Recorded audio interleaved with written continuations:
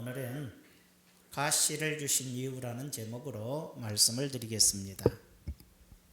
휴대폰 가방 속에 다 넣으시고, 가방이 없는 분은 몇 사람이겠죠. 호주머니에 넣으셔서 무음 처리하셔서 결코 예배에 방해되거나 또는 자신의 신앙이 훼손되는 일이 없도록 이렇게 주의를 해 주시기를 바랍니다. 누구에게나 가시가 있어요. 가시라는 게 뭐냐? 고난이죠. 가시가 없는 사람 없어요. 가시가 없다면, 고난이 없다면 이 세상이 천국이죠. 나만 괴롭다고 하지만 괴롭지 않은 사람 없어요. 그 괴로움 속에서 기쁘게 사는 사람이 있고, 괴로움 속에서 괴롭게 사는 사람이 있는 거예요. 물론 일시적으로 괴롭고 일시적으로 좋을 때도 있어요. 그러나 다 교차하는 것이 있지요. 자, 여러 가지 병이죠. 육신의 가시는 심장병, 암, 당뇨병, 눈병, 허리병, 관절, 혈관장애, 수없이 많은 병들이 있어요. 또 이름도 모를 병들이 있어요. 또 환경적으로도 가시가 있어요. 가난, 그죠? 생활의 문제, 사업의 어려움, 혹은 가정의 불화. 남편이 가시가 되고, 아내가 가시가 되고, 자식이 가시가 되고, 놀랍게도 어떤 집은 부모님이 가시도 있어요. 부모님 때문에 자식들이 죽도록 고생하기도 해요. 이런 환경의 가시가 있어요. 정신적인 문제가 있어요. 분노, 엄청난 분노와 혈기를 가지고 있으면 자기 자신도 고통스러운데 꼭 가시나무와 같아서 이 사람들 곁에 가면 옆 사람도 찔려갖고 아파요. 그러니까 이 가시는 자기도 괴롭고 이웃도 괴로워요. 절망감, 우울증, 의심, 두려움, 이거 다 마찬가지예요. 의심하는 사람 옆에서 살면 굉장히 괴롭고, 우울증에 걸린 사람 옆에서 보면 너무 또 힘들어요. 그 사람도 괴로운데 역시 당사자들도 옆에 있는 사람도 괴롭죠. 이처럼 많은 가시들이 수도 없이 널려 있어요. 고난이. 믿었던 친구로 인해서 고난을 겪는 경우들이 많잖아요. 믿고 친구고 친해서 어쩌고 저쩌고 하다 보니 친구의 재물을 다 자기가 뒤집어 쓰여서 망하든지 그런 경우도 있고, 가시가 되어 괴롭히고, 교회에서도 목사는 믿었던 교인이 가시가 되어 엄청나게 아픔을 주기도 하죠. 큰 문제를 주기도 하고, 또 성도님들은 믿었던 목사 때문에 큰 상처와 아픔을 겪고 또 고통을 겪기도 해요. 이렇게 서로에 대한 아픔과 상처들이 많은데 이런 것들이 바로 가시죠. 근데 이게 세상이에요. 이런 게 없는 데가 없어요. 이런 데 없는 데가 있을까? 아니, 다 있어요. 어떻게 없을 수가 있어요? 이 세상이 죄악의 세상이고 타락된 세상이고 에덴에서 쫓겨난 세상인데 여기서 천국과 같은 생활을 기대한다는 것 자체가 이상하잖아요. 그런 속에서 믿음으로 지켜나가야 되는 세상이라는 거죠. 하나님께서 왜 가시를 줄까? 태어났으면 그저 행복하게 살다가 웃고 살다가 천국에 가게 좀 해주시지 엄청난 고통과 가시를 겪으면서 살게 할까? 오늘 그 가시에 대해서 몇 개 얘기해 보고 싶어요. 왜 가시를 주실까? 첫째로는 겸손하라고. 하나님이 겸손하게 하시려고 가시를 주는 거예요. 왜냐하면 교만해지면 자기도 망하고 이웃도 망하게 하잖아요. 교만하면 자기도 괴롭지만 타인들에게도 많은 상처를 줘요. 마음이 열린 사람은 행복해도 교만은 마음이 닫힌 사람들이거든요. 니들보다 내가 잘났다, 이 닫혀있는 마음이거든. 그러니까 자기도 답답하고 옆 사람들도 답답할 수밖에. 그잖아요. 대화도 안 되고 혼자 잘난 척하니 굉장히 힘들어요. 주위 사람들도. 가시는 겸손하라고 주는 거죠. 여러 계시를 받은 것이 지극히 크므로 너무 자만하지 않게 하시려고 내 육체의 가시, 육체에다 줬어요. 몸에다가. 그 사탄의 사자를 주셨으니 이는 나를 쳐서 너무 자만하지 않게 하려 하심이라. 사도 바울 얘기인데, 사도 바울에게 가시가 있었어요. 사도 바울에게 가시가 있는데 바울에게는 환경의 가시가 있는 거 아니에요? 사도 바울은 부잣집에 태어났는데 어마어마 부자인데 엄청나게 부자여가지고 로마의 시민권을 가지고 있었어요. 그 부모님들이. 그러면 그 자식들도 갖게 되죠. 지금도 미국의 시민권 가지면 야 부럽다 그러는데 지금 미국의 시민권 가진 것보다 100배의 힘을 가진 게 로마의 시민권이에요. 전 세계 어디를 가도 누구도 이 사람 타치 못할 정도로 강력한 것이 로마의 시민권이에요. 어떤 죄를 져도 어느 나라에서도 그 사람의 죄를 판결하지 못하죠. 그냥 로마에 가서 재판받거나 무서운 형벌 내리지 않아요. 십자가 형벌 내리지 않아요. 그만큼 부유했어요. 환경적으로. 이스라엘 보면 바리새 지파요, 그죠? 또 베냐민 지파요, 바리새인이요, 히브리인 중에 히브리인이라고 말하고 얼마나 환경이 좋아서 좋은 교육을 받았더니 당대의 최고의 학자인 가말리알의 최고의 제자였어요. 학력, 공부, 그렇죠. 집안, 환경, 지파, 뭐 자랑할 게 없는. 우리나라 또 뭐 왕손이다 뭐다 이런 게. 하여간에 대단한 사람이었지만은 교만할 수밖에 없었어요. 거기다가 얼마나 잘난 척했는지 예수님께서 또 놀랍게 그를 부활하신 주님이 만나 주셔서 성령을 체험하고 사명까지 주셔서 능력을 가지고 사역을 하는데 목사래도 이런 목사가 없어요. 사도 바울의 손수건만 만져도 병이 고쳐져 버리고 독사가 물어도 독이 스며들질 않았고 그잖아요. 그가 전할 때마다 많은 사람이 구원받고요. 구원받았을 뿐이 아니라 또 어떤 놀라운 역사가 있어서 가는 곳마다 교회가 세워지고 제자들이 생겨나고 물론 복음 때문에 고난도 받았지만 엄청난 은혜를 받았어요.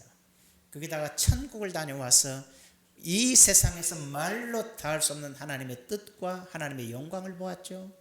그런 대단한 사람이 바로 사도 바울이에요. 영적인 체험이 너무나 많기 때문에 여러분 영적인 체험 많은 목사들이 교만해져요. 성도들도 그래요. 성도님들도 영적 체험 많이 하고 능력 체험 많이 하고 은사 체험 많이 하면 겸손하게 줄을 잘 섬긴 것 같죠. 그런 사람 때문에 문제가 많이 생겨요. 교만해져 가지고 목사님에게 은사도 없다고 그러고 무시하고 뭘 잘하니 못하니 무시하고 자기가 최고인 줄 알아요. 그러다 망해요. 교만이라는 것은 영적인 교만도 안 되고 사회적인 교만도 안 되고 뭐 여러 가지 환경적 교만도 곤란하잖아요. 이렇게 교만하지 않기 위해서 하나님 아버지께서 바울에게 가시를 주셨는데 두 가지로 말해요. 안질이다.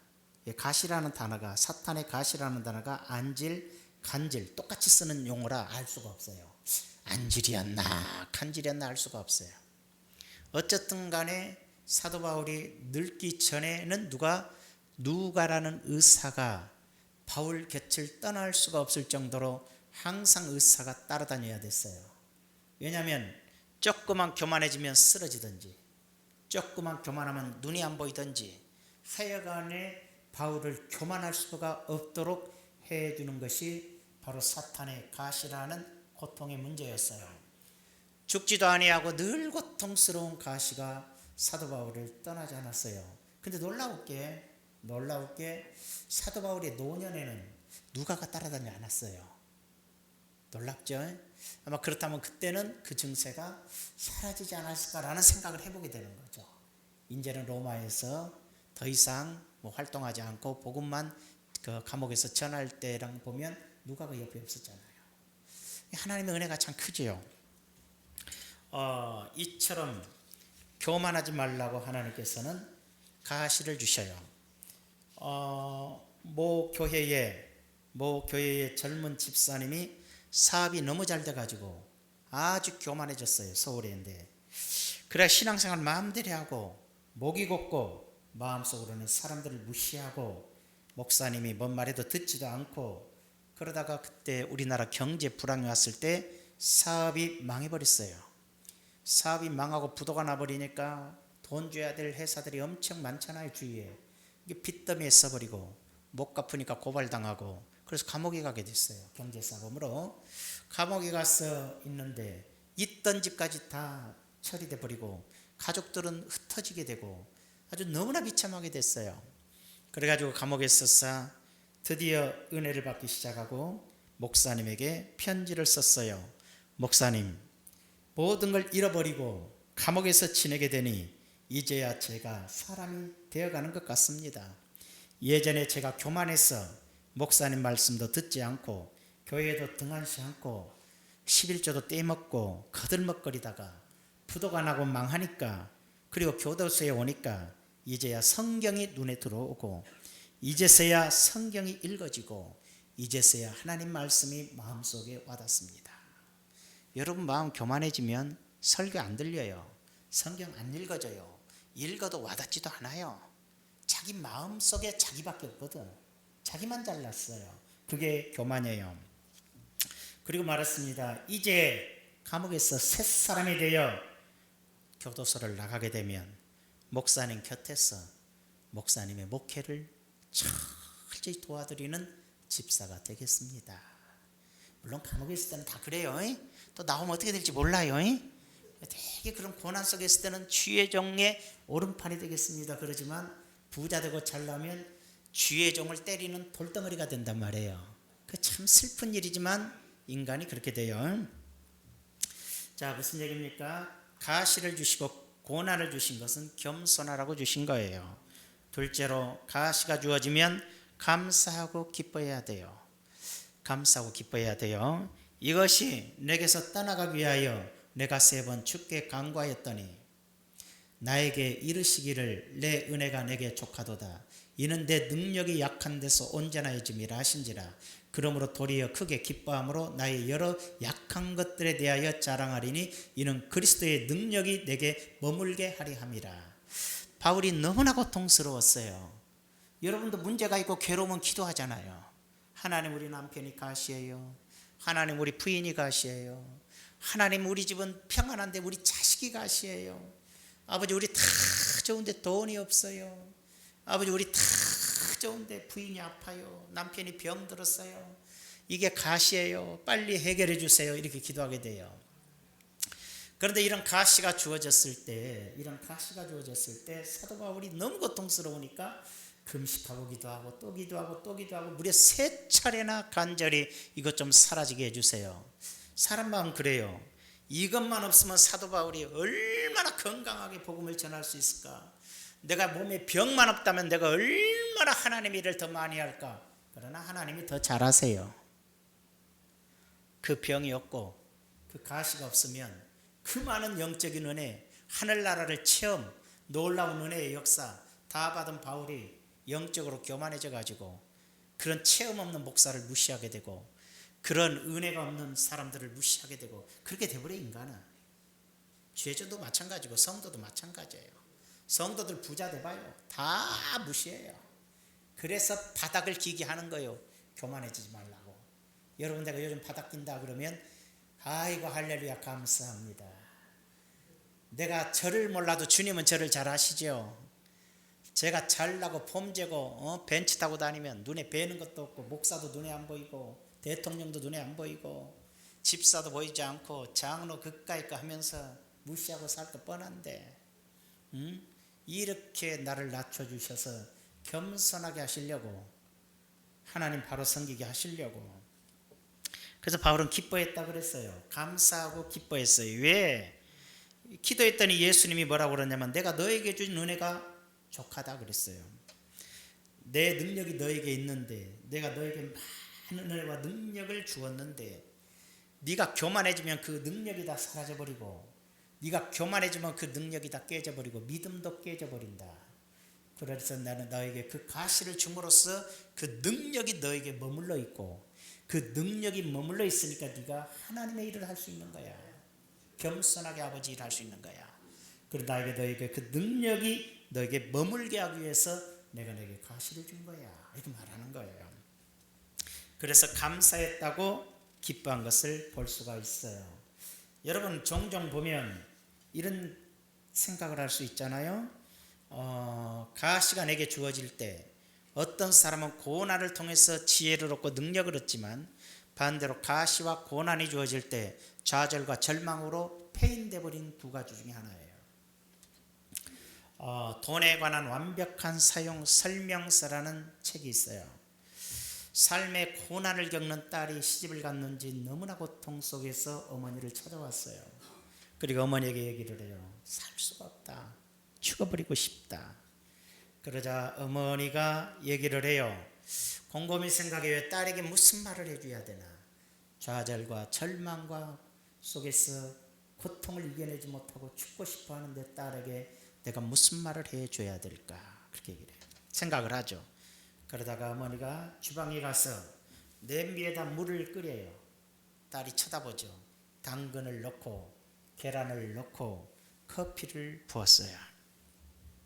한참을 끓이고 나니까 이렇게 끓이고 나서 딸을 데리고 와서 냄비를 열고 이 세 가지가 어떻게 됐냐.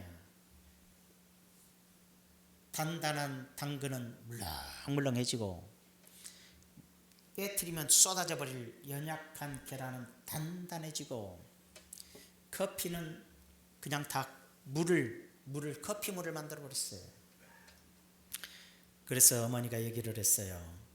너는 교만한 마음이 물렁해지는 것이, 겸손하게 되는 것이 바로 끓는 물과 같은 고난이고, 끓는 물과 같은 고난 속에서 연약한 계란이 깨지지 않는 단단한 계란이 되고, 아무것도 아닌 커피가 이 고난이라는 것을 다 커피 향으로 다 만들어버리는, 커피는 커피 물로 다 만들어버리는 아름다운 향을 내게 하지 않느냐. 이 고난을 통해서 너는 어떤 사람이 될래? 이 고난을 통해서 너는 어떤 사람이 될래? 세상을 향기로운 커피 향으로 바꾸는 사람이 될래? 연약한 네가 강한 사람이 될래? 교만했다면 겸손한 사람이 될래? 마찬가지예요.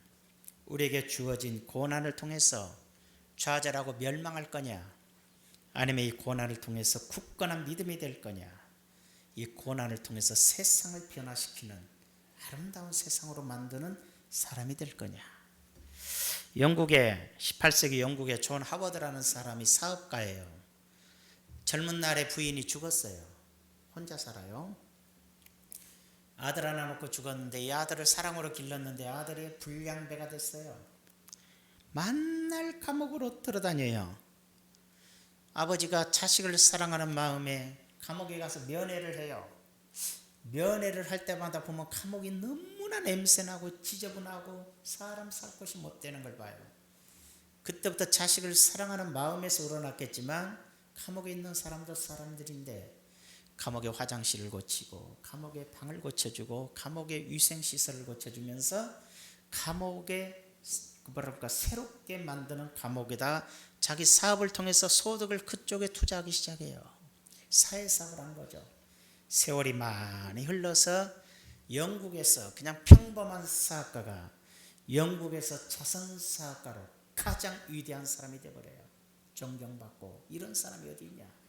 여러분, 내게 주어진 고난이 그걸로 좌절하고 절망하고 나도 죽어버리겠다 이런 것이 아니라 그걸 통해서 고난받는 자들에 대한 아픔을 헤아리는 자가 되어 영국에서 유인이 되는, 시대적 유인이 되는 변화를 가져오게 되는 걸 볼 수 있어요. 요한 웨슬리는 감리교 창시자입니다.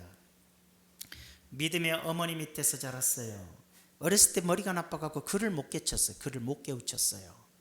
어머니가 계속해서 깨우치고 아버지는 성질 나가지고 그런 돌대가리에게 지금 당신이 몇 번을 가르치고 있는 줄 알아? 글자 하나를 못 깨우치는데 몇 번을 얘기한 줄 알아? 지금 당신이 이제 곧 20번이야. 20번을 말해도 못 알아들어. 그만둬. 그러니까는 부인이 그러다 헛소리지 않고 글을 가르치다가 손뼉을 쳤어요. 여보. 웨슬리가 20번 가르치니까 쓰잖아요. 그렇게 머리가 안 좋은 애였는데 성령의 은혜 가운데 신앙이 잘 자라서 목사가 되잖아요. 최고의 옥스퍼드 대학을 나오잖아요. 최고의 대학을 졸업하잖아요. 목사가 됐습니다. 그 어머니의 신앙 속에서 잘 성장했는데 하필이면 부인을 골랐는데 이쁘고 괜찮다고 골랐는데 엄청나게 싸나워요. 포악하기가 말로 할 수가 없고 거칠기가 말할 수 없고 입이 막 욕하고 막 성질나면 던지고 혹시 그런 부인하고 사는 사람 있나 모르겠다. 또 그런 남편하고 사는 사람도 있을 수 있죠. 만일에 요한 웨슬레가 한삼선 목사처럼 교회에서 한 교회를 돌보는 목회를 했다면 목회 못하죠. 사모님이 그렇게 폭력적이고 욕하고 화내고 던지고 난리치고 싸우고 그러고 그러면 어떤 교인이 그 교회를 다니겠어요? 생각이고 똑똑한 사람은 야 떠나 다 가버려 없어요. 그랬니? 그지만 순하고 착하고 그걸 이해할 수 있는 아주 조금 믿음 좋고 기쁜 사람들만 남아있으니 교회가 될 수가 없죠. 교회는 깡패도 오는 것이고 교회는 날라리도 오는 것이고 교회는 아픈 사람도 오는 것이고 교회는 교만한 사람도 와서 하나님 말씀 듣고 변화되어 새 사람 되는 곳인데 아니 착하고 순한 사람 믿음 좋은 사람만 있는 게 교회가 아니에요. 절대 부흥하지 않아요. 그러면 그런 사람들을 수용할 수 있는 인격과 믿음과 사랑이 있어야 되는데 뭐 혈기가 이렇게 세고 막 성질하면 집어던지고 욕하는데 뭐 그게 되겠어요. 다행히 요한 웨슬리 목사는 한 교회를 목회하는 목사가 아니라 밖으로 돌아다니면서 복음을 전하는 사람이었기 때문에 집에를 들어갈 수가 없어요. 집에 들어가면 뚜드러맞으니까. 그리고 욕먹으니까 나쁜 소리 들으니까 동네 창피하니까. 그래서 항상 말 타고 복음을 전하는 자들과 함께 전국을 돌아다니면서 복음을 전하는데 42,000번의 집회를 열어서 해요. 88세 죽을 때까지 복음을 전했는데 정말로 영국에 감리교가 세워지고 세계로 퍼져가는 감리교가 되고 감리교를 통해서 한국에서 선결교가 탄생하고 감리교의 신앙과 연결된 걸로 하지만 순복음은 순수하게 태어나지만 그래도 교리적 차원을 끌어당기는 순복음이 태어나기도 하는 거예요. 이처럼 대단한 일을 한 사람이 사실은 웨슬리 목사예요. 왜 그렇게 됐을까? 아내라는 가시가 그를 그렇게 만들어줬어요. 그러나 많은 목사님들 얘기 들으면 난 부인 때문에 목회 그만뒀다.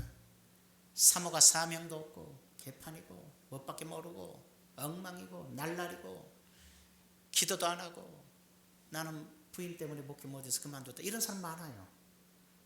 그런 사람 많은데 웨슬리 목사는 그렇게 하지 않고 그 가시를 극복하고 세계적인 인물, 하나님의 큰 일을 하는 사람이 됐다는 거예요. 이해가 되시면 아멘. 가시라는 것은 잘 사용하면 영광이 되고 가시라는 것은 잘못 사용하면 망하게 되는 거라는 거예요. 세 번째로 그러므로 가시는 성경에 보니까 그걸로 인해서 나에게 능력이 떠나지 않게 하는 힘이 되므로 기뻐하고 감사했다는 거예요. 세 번째로 가시를 통해서 하나님의 능력은 강해져요. 그러므로 내가 그리스도를 위하여 약한 것들과 능력과 궁핍과 박해와 곤고를 기뻐하노니 이는 내가 약한 그때 강함이라. 바울은 내가 병들고 아프고 간질병, 안질병, 고통 속에 있었지만 이것 때문에 내가 영적으로는 강해진다. 이렇게 말해요. 세상 사람들은 조그만 것도 자랑합니다. 누구나 자랑하기 좋아하는데 사도 바울은 약함을 자랑했다. 내 고통을 자랑했다고 말하고 있는 거예요. 지금 우크라이나 전쟁이 심한데요. 전쟁을 겪지 않으면 군인들은 오합지졸이 돼요. 10년, 20년, 30년 전쟁을 체험해보지 못한 군인은 아무리 배워도 잘 싸우지 못해요. 그러나 전쟁을 배운 사람들은 참 잘해요. 우리나라가 강한 것은 아직도 할아버지들이 월남을 다녀왔다는 사실이에요. 월남 가서 무지막지하게 용감하게 싸운 전투 경험이 있어요. 그 경험으로 또 군인을 훈련시키기도 하고 그래서 우리 군대는 좀 강력해요. 그러나 앞으로는 어떻게 될지 모르겠죠. 그러나 특공대처럼 강한 것은 실전에서 전쟁을 해봤기 때문이에요. 여러분 고난 속에 살아온 사람이 승리자가 되는 거예요. 고난 없이 평탄하게 살다 보면 되는 게 없어요. 잘 봐요. 남편이 돈 안 벌어다 줘 속썩여 그 모양이야. 원래 여성들은 집에서 살림하면서 자녀를 길러서 자녀들을 잘 되게 하는 건데 요즘에 자식을 안 낳아요. 부인도 돈을 벌어야 되니까 자식을 안 낳는 거야. 기르기가 힘들어요. 돈이 없어 기르기가 힘들기보다는 돌볼 수가 없어요. 그러니까 자녀들이 커서 사춘기 때도 어렸을 때도 계속 돌보고 순종을 가르치고 해야 되는데 그걸 제대로 못하니까 잘 말을 안 듣잖아요. 힘들어지잖아요. 그렇기 때문에 그런 문제가 생기기도 해요. 근데 예전에는 부모님들이 엄마는 다 집에서 살림을 했어요. 예전에는. 그러니까는 그런데 간혹 가다가 남편이 속썩이고 돈 안 벌어오고 나쁜 짓 하고 돈을 데리 날리고 다니고 부인이 살 길이 없어서 사업을 시작해요. 부인이 살 길이 없어서 장사를 시작하고 부인이 살 길이 없어서 직장에 들어가고 부인이 살 길이 없어서 사회에 뛰어드는 경우들이 있었어요. 근데 그렇게 했는데 아내들이 그렇게 살다 보니까 자기 속에 놀라운 사업의 능력이 있는 것이 발견되는 거야. 직장 생활에서 정말로 지혜가 발견이 되는 거야. 사회에 뛰어들어서 지도자적인 역할을 하도록 발전이 되는 사람도 있어요. 여성 지도자들이 나오고 여성 사업가들이 나오고 여성 리더들이 나오기 시작한 거예요. 물론 능력이 발견되지 않은 사람도 있겠지만 그렇게 능력이 고난 속에서 자기 속에 있는 능력이 발전되기도 하고 하나님이 능력을 주시기도 하는 거거든요. 그래서 되게 남편이 돈 잘 벌어보면 여자들이 꾸미고 이쁜 가방 들고 머리에다 뭐 깃털 꽂고 약간 엉덩이를 흔들면서 돌아다니는 사람이 돼요. 그지만은 고난 속에서 자란 여성들은 힘 있는 여성이 되고 사회를 헤쳐가는 여성이 되고 어려움을 극복해 가면서 자기를 만들어가는 여성이 되잖아요. 여러분 인생은 그렇게 발전될 수 있는 요소가 자기에게 고난이라는 가시가 주어졌기 때문에 그런 일도 일어나는 거예요. 보석을 전문적으로 다루는 사람이 말을 해요. 뭐라고 하냐면 진짜와 가짜를 구별하는 거. 가짜 다이아몬드와 진짜 다이아몬드. 지금은 현미경으로 보면 아는데 옛날에는 그런 게 없어요. 근데 이 사람이 연구를 해서 발견한 게 있어요. 뭐냐? 햇빛에 비추면 다 똑같이 너무나 아름답게 나니까 알 수가 없네. 근데 놀랍게도 물속에다 집어넣으니까 물속에서도 다이아몬드는 그 아름다운 빛이 나오는데 가짜는 물속에 들어가니까는 하나도 빛이 나지 않아요. 그렇게 발견해서 구별을 했대요. 그때는.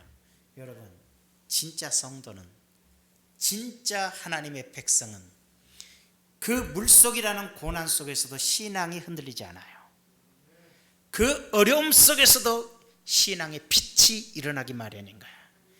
그러나 믿음이 없거나 연약하거나 혹은 가짜 성도는 평안할 때는 믿음이 보이는데 고난 속에서는 아무런 믿음도 보이지 않고 원망과 불평과 죄악에 빠지고 말아버린 것을 알 수가 있더라는 거예요.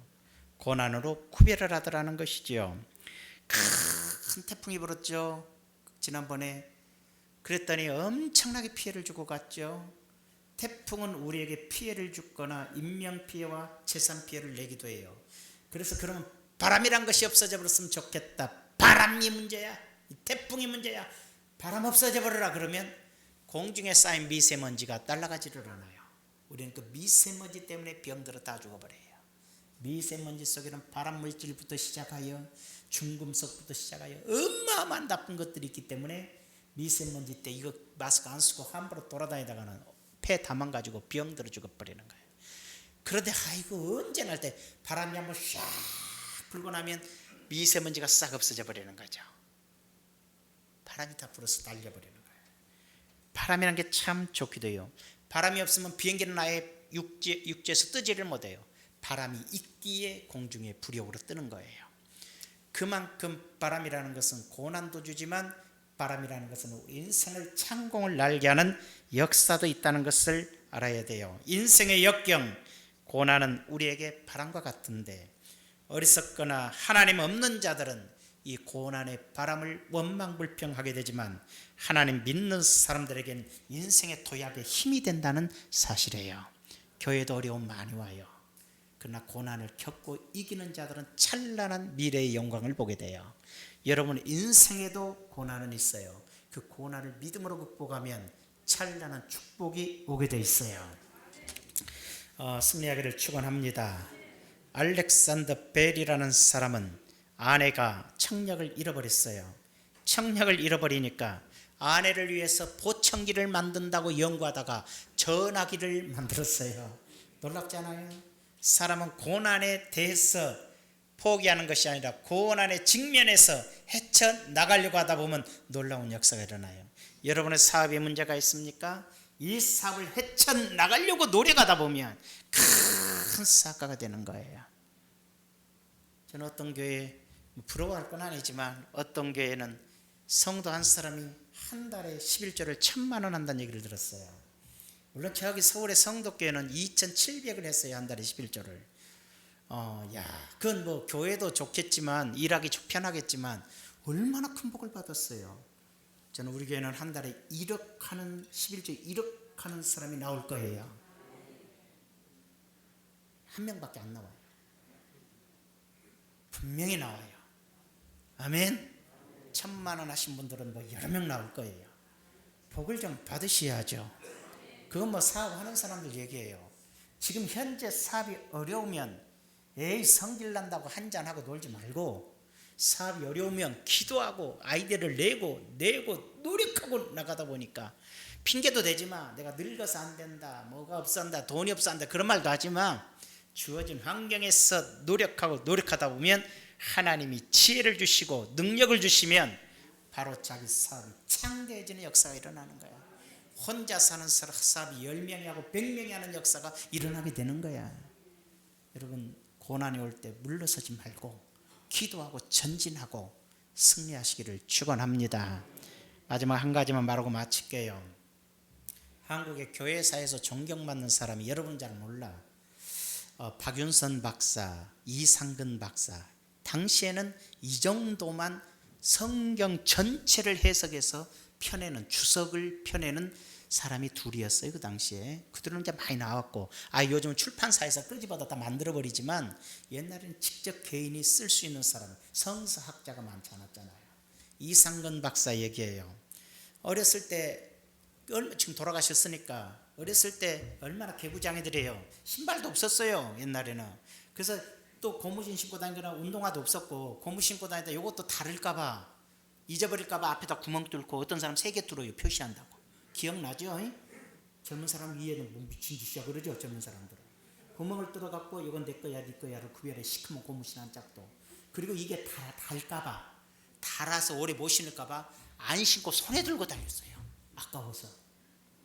그러다가 얘가 어린 날에 15살 먹었을 때 다리가 뭐가 따끔했는데 찔렸는데, 그때 찔린다고 저렇게 보고 아무것도 없으면 또 뛰어요, 애들이. 그렇게 살았어요. 또 아프다고 말도 않고 살아다 보니까 어느 날 보니까 다리에서 고름이 나서 이렇게 그 당시 병원이나 있나요? 또 병원 가도 잘 몰라요. 빨간 약 발라주면 그만이지. 시간이 지났는데도 계속 아픈데, 그 당시 의술도 없고 시골에서 사니까 그냥 어머니가 고약만 발라줬는데 다리가 점점 망가져 버렸어요. 걷지도 못하게 됐어요. 이제 붓고 막. 안 죽은 게 다행이지요. 그랬는데, 그래서 걔가 이 고등학교도 못 가고 그때부터 그 성경만 읽었어요, 집에서. 성경만 읽다가 은혜 받아갖고, 그때는 또 이 성경만 읽어도 고등학교 안 나와도 그 당시에는 신학교를 갔으니까, 고등학교 졸업한 사람 몇 명 있지도 않으니까. 지금은 뭐 이제 고졸 아니면 목사도 절대 못 돼요, 신학 졸업해도. 이제 그렇게 되는데, 이렇게 하다가 주예종이 되죠. 신학 공부하고 목사가 돼서도 돌아다니지도 못해요. 그러니까 겨우 교회 나가서 설교만 하고 집에 와서 또 앉아있고 공부하고 성경 지고, 그러다 보니까 성경 학자가 된 거예요. 그렇게 많은 세월을 은퇴할 때까지 늘 다리가 아프고 통증을 이기면서 하나님 말씀만 보고 연구하고 책을 써내고 하면서 목회를 했는데, 세월이 많이 흘리니까 의술이 좀 발달되잖아요, 알다시피. 그래서 은퇴를 하고 나니까 이제 병원이 좀 괜찮아졌어요. 은퇴하고 나서 병원을 갔어요. 갔더니 이거 수술합시다. 수술이 되는 거야. 그래서 발을 째서 열어보니까 1.5cm짜리 철사 하나 박힌 거야. 1.5cm 철사가 들어갔는데, 그것이 그렇게 곪게 하고 병을 일으키고 했는데도 그렇게 고생을 한 거예요. 근데 거기서 철사를 쳐다보면서 이상근 목사님이 하는 얘기가, 네가 나를 60년 동안을 고통스럽게 하는 가시였구나. 근데 나는 너에게 감사한다. 너 때문에 내가 다른 데 쳐다보지 않고 성경만 받고, 너 때문에 내가 다른 데 돌아다닐 수도 없이 교회에서만 성도를 돌보고 이렇게 많은 성서적 주석과 책들을 발간하게 됐으니 60년간 고생했지만 60년 동안 네가 나를 목사로, 성경학자로 살게 해줬구나. 할렐루야. 감사했어요. 가시란 우리에게 능력이 될 때가 있어요. 여러분, 현재 여러분들에게 주어진 고난, 현재 여러분이 가지고 있는 가정의 문제 혹은 질병의 문제, 혹시 여러 가지의 문제, 없으면 좋겠다, 왜 나는 이럴까라고 생각할 수 있지만 그건 여러분의 생각이고, 하나님이 여러분에게 허락하신 건 바로 그것이 있으므로 여러분이 죄일할 수 있고, 바로 그것이 있으므로 여러분의 인생이 발전이 되고, 바로 그것이 있으므로 하나님께 쓰임 받을 수 있고, 바로 그것 때문에 여러분이 주님 떠나지 않고 주님께 늘 나갈 수 있는 힘이 되는 거예요. 평안하고 즐겁고 아무런 문제 없는 사람들이 하나님 믿기 너무 어려워요. 지금 시대는 더욱 그래요. 여러분들, 이제 아무리 어려운 일이 닥쳐오고 고난이 오더라도 두려워하지 말고 주님의 사랑으로 나에게 주신 것임을 기억하고, 때려치고 바꿔버리자 한다고 될 일도 아니고 믿음 안에서 승리하시기를 축원합니다. 우리 고난을 통해서 은혜의 사람, 축복의 사람으로 전진하고, 고난을 통해서 하나님의 교회도 풍성한 은혜와 복을 누리는 역사 뵙기를 축복합니다. 갑자기 생각이 나는데, 제가 그저께 목회자 실행위원회 회의에 참석했더니 제 선배 목사가 그래요. 그냥 개척을 했는데 3년 만에 성도가 엄청 많아졌대요. 그래서 엄청 좋아했는데 엄청나게 시험이 와서 다 없어져 버렸대요.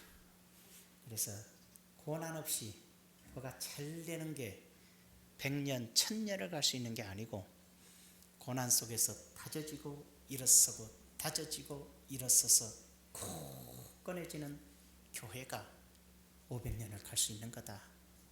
주님 오실 날을 맞이할 수 있는 거지. 순간 찬란했다고 그것이 바로 온전한 하나님의 교회가 되지 못하는 것처럼, 우리 인생이 순간 잘 됐다고 그 사람이 축복이 죽을 때까지 있는 건 절대 아니라는 거야. 사람이 사람답게 되어지고, 그잖아요. 인생의 가치가 갖춰지는 사람이 되기 위해 나에게 많은 고난이 주어진다는 것 여러분 기억하시고, 그걸 원망 불평 탓하지 말고 감사함으로 받으시면서 승리하기를 축원합니다.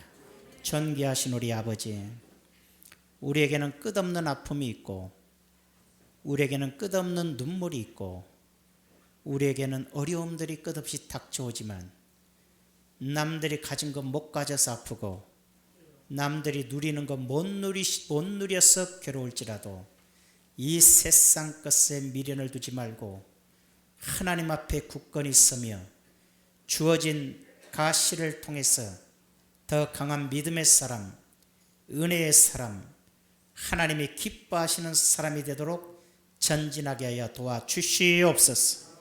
예수님의 이름으로 기도하옵나이다. 아멘.